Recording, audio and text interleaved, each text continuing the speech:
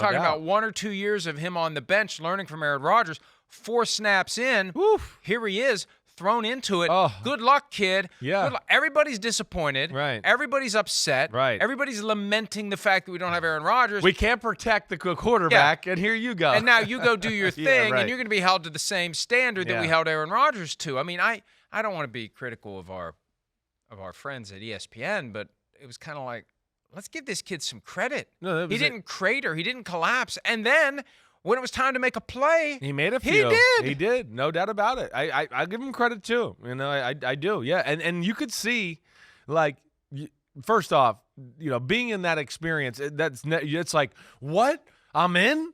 You know what I mean?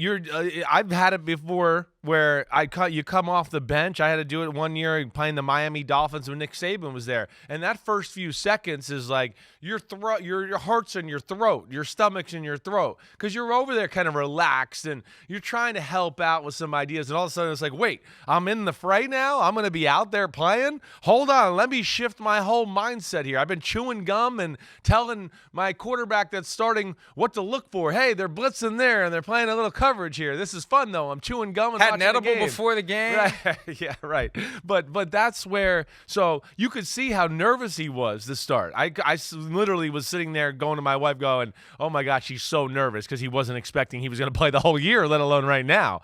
And settled in for the Jets. This is where, you know, culture, mindset, whatever, I will give them credit for that too. You know, they just said, okay, they kind of weathered the storm. Run game got going a little bit.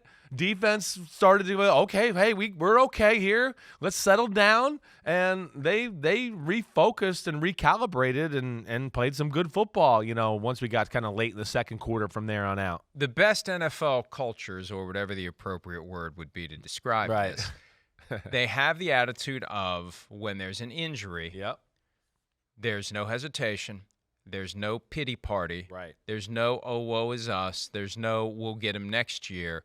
The expectation is that the standard will be met by whoever takes over. The Patriots were the ones who started that, and I think it goes back to Parcells. Yeah. So much of what we see in football today comes from Bill Parcells, but just the idea, we're not going to say it's over. Right. We're not going to say we're done. We're not going to say, well, the backup is a backup for a reason. That's right. When it's time to kind of snap out of it and go get in the game, you're expected to go perform. You're expected to run the plays. You're expected to do what you're told, and you're expected to perform at a level reflecting the fact that you are a member of a 53-man roster of an NFL team. And that, I don't know that the Jets were even able to consciously process that last night, because they were as shell-shocked as anyone. They were the most shell-shocked. Right. I mean, they He's really looking were. at Robert Saleh, you're right. He's just kind of like, what do I do? It was literally like he just saw a murder on Broadway in New York City. It was like, did that just happen? It was like... Somebody shot someone on Fifth Avenue? Is that what you're saying? Yes, I saw that. But there he is. Look, like, what Look the at hell? him. He's literally like, I don't even know what defense we're calling. I don't know. I just saw my season go down in flames.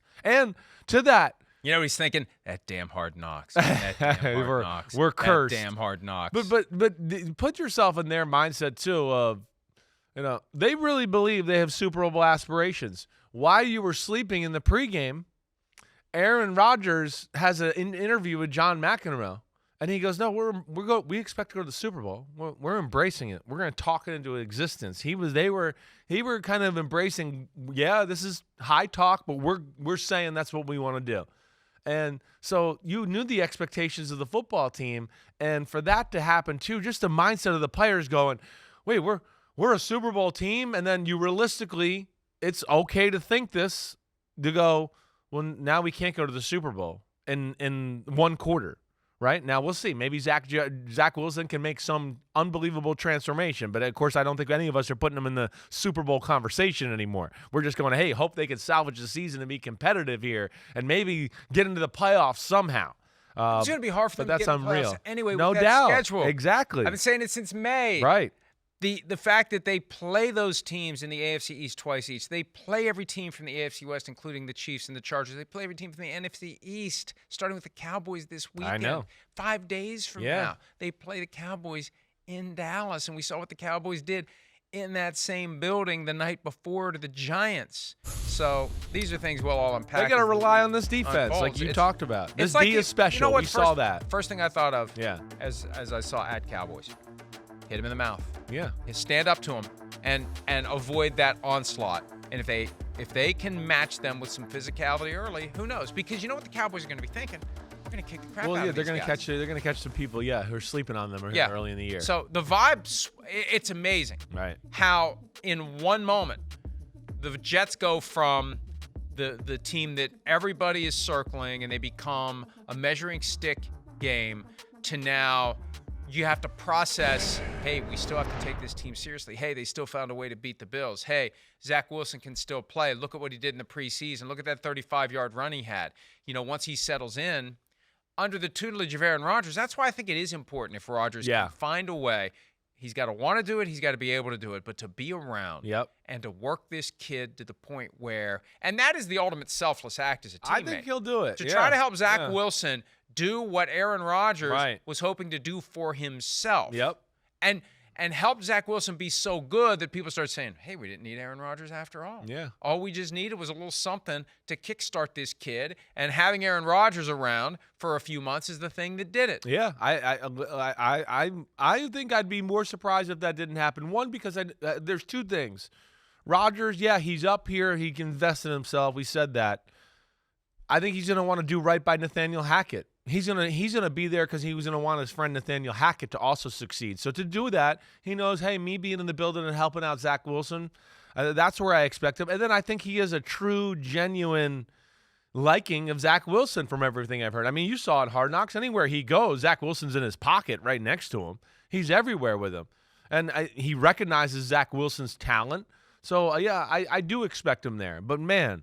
Just what a gut punch, not only to the NFL. I just can't imagine what the Jets are thinking, feeling in that locker room. Great win, but to see Super Bowl aspirations kind of go down the toilet here and all the excitement go down the toilet is just, it was heartbreaking last night. It really was. I have officially ceased my backroom lobbying to get Football Night in America for a week, one night only. Are we cursed? Or Chiefs Jets. We're cursed? Never going to see Patrick Mahomes and Aaron Rodgers. Right? Never. I was going to say that when we threw the schedule up a minute ago. The first time they were supposed to play each other, Patrick Mahomes had a knee injury. Right. The second time around, it was a little I've been immunized situation. Right. And now this time, no Aaron Rodgers, and it's going to be Patrick Mahomes versus Zach Wilson, assuming Zach Wilson weathers the storm. There was a point last night where they had the conversation about the whole emergency third quarterback rule. The Jets didn't take advantage of it last night. Tim Boyle's not on the active roster. If Zach Wilson had gotten banged up, they would have had to put Randall Cobb under center, as they were saying last night. Yeah, so they're going to have to do something. Let me go out of order here a little bit. Yeah, okay. What are they? Okay, Zach Wilson is the guy. Robert Saleh said that last night. Yep. Zach Wilson's the guy. Yeah.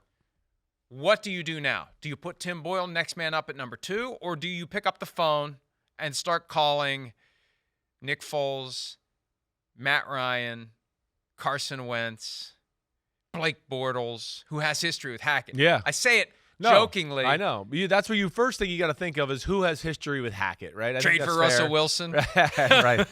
You're funny. I think it's Tim Boyle, next guy up. He becomes the backup.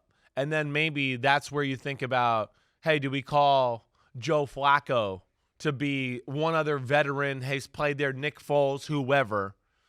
Sure, Matt Ryan, whatever, but just one other, let's say, proven commodity. We know he can run the offense. He's played football before. Just we got to have him on the roster too. I would think that would be the route they go. And who's 2 or who's 3 as the year goes on, Tim Boyle or whoever, who knows. But, yeah, I think they got to add another guy to the room. But I think here at first it'll be Tim Boyle will be the backup, and that's where they'll have to go, from there. Trevor Siemian is another guy that's out there. He's been in the West Coast offense. I think that would make sense too. I could see that, being a good fit. Somebody like that just, of course, bring some experience to the room in case SH ... happens. Again. Right. Unless it happens again. Exactly. And that's the thing. This isn't, we have to find somebody else to come in and start like the Vikings went through 7 years ago when Teddy Bridgewater has the catastrophic knee injury right before the start of the season. They go out and they get Sam Bradford for a 1 and a 4. in hindsight, hey, keep the 1 and the 4 and let Sean Hill be your guy. That's the balance. Do you go with the number 2? And the Jets have already made that decision. So that takes some of the guys out of the equation necessarily. Like, I don't think Matt Ryan's going to come back. I don't think he's going to back up. They're third at first. Right. Exactly. Right. I don't think so either. Yeah, agreed. It takes somebody like, Joe Flacco, we know doesn't, he's content. He's content. His ego gets pushed aside. He doesn't care. I feel like Nick Foles would go to be a part of the group too. I don't think he'd be like, I got to be the backup or I'm not sitting behind him.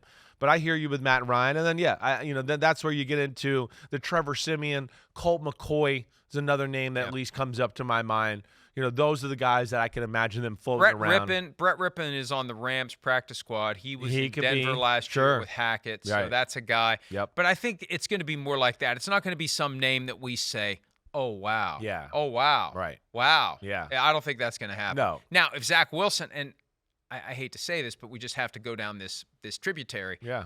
If Zach Wilson would get injured this weekend and you still have 15 games left, that's when you get into the, hey, do we go get Matt Ryan? Right. Hey, do we try to bring Phillip Rivers out of retirement? Hey, do we give Tom Brady a call? And there's already the Photoshop Tom Brady jerseys. One day after he was wearing his Patriots jersey at the ceremony in New England, people are talking about Tom Brady playing for the Jets. And his ownership deal with the Raiders still hasn't been finalized. He's a free agent. He can sign with anyone. Sure. There's no hoops that need to be jumped through for him to be able to play for the Jets. He just goes and plays for the Jets. He saw that pass. That ain't happening. He saw that pass protection last night, and he said, "I'm not coming back to that team out of all that."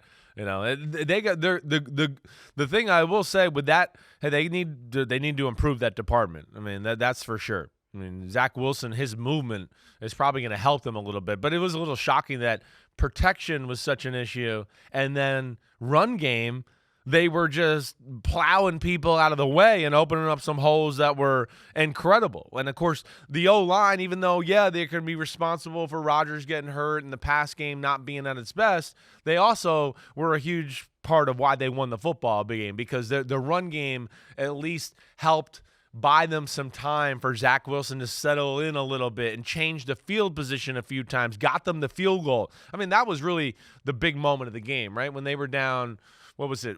I think it was the 10th. It was 3-0, the big run, but then another big run when they were down 13-3 that kind of got them started. And I think that was the drive. Zach Wilson had a big completion too that made it 13-6 and brought it within a score to where you went, okay. And I think that gave the team belief, and the defense kind of rebounded and they found their energy and they went from there. But I'm still in shock sitting here, Mike. I really am.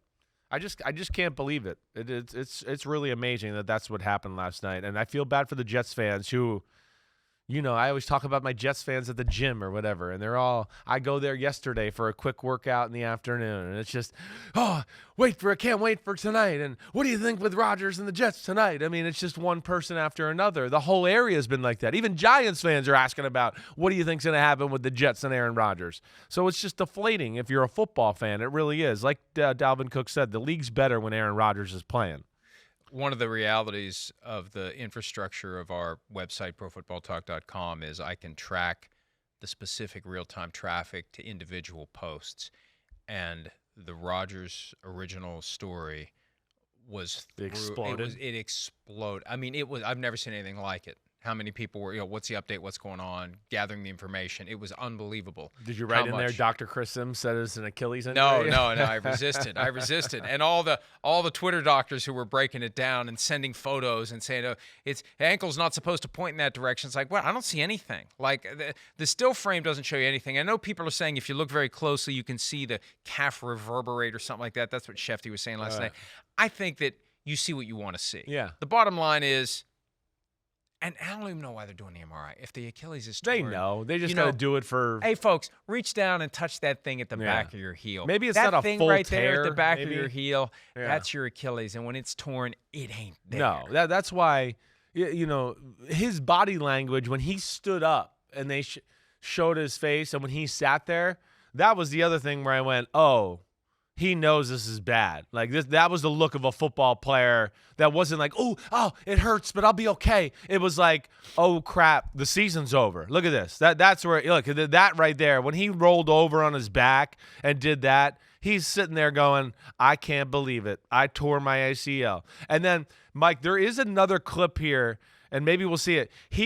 It might have been a front. Look, he grimaces when that leg goes down. Like, you saw it in slow motion. There was even another clip I saw where you saw the left foot gets stuck and it flexes down. Right. And that's the moment where it goes. Hi, it's Mike Florio. Thanks for watching PFT on YouTube. Hit subscribe for the latest news and analysis from Pro Football Talk.